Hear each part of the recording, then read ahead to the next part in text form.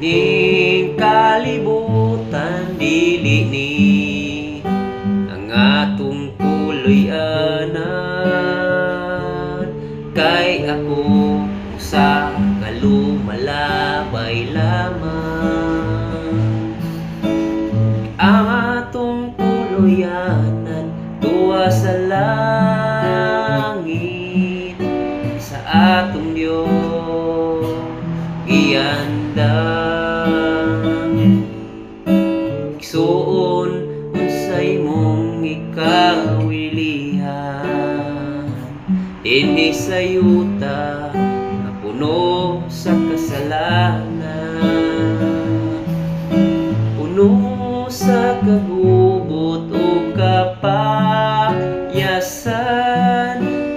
Suon dili ni ang atong puloy-anan, anto ta sa langit narangtang puy-an, diin wala na'y kasakit na atong matagamtam. Dito ta ninyo mag-ubang, kauban Jesus sa langit na puloy-anan.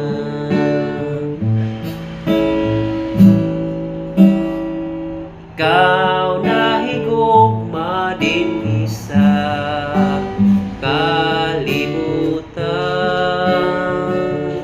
kay